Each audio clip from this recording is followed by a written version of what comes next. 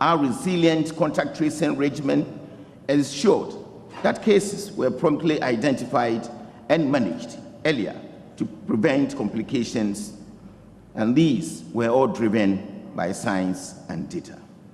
The imposition of restrictions was targeted at specific geographic areas, again based on data and science.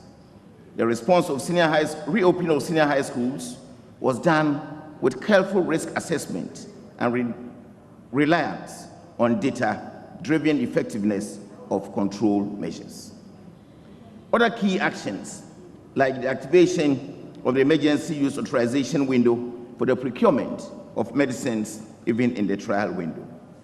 Investments in the COVID-19 response, and the President had to announce the first or initial 100 million investment that will enable us to do the battle. The COVID fund was set up, and we also had a private sector COVID fund that was also collaborating and accumulating donations from civil society organizations, almost everybody who was ready to help government fight the battle. Following the recording of the first 2 cases of COVID-19 recorded in Ghana on the 12th of March, several measures were instituted, including closure of all ground crossings with neighboring countries. That was about 22nd of March. Suspension of international flights. That was also 22nd of March.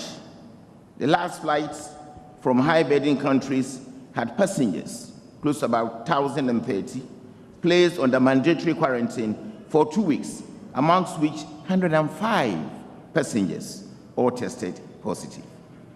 Imposition of lockdowns in the Greater Accra and Greater Kumasi metropolitan areas, and the enactment of legislation to support response efforts from 30th of March 2020 for about 3 weeks. That was when we did a lockdown.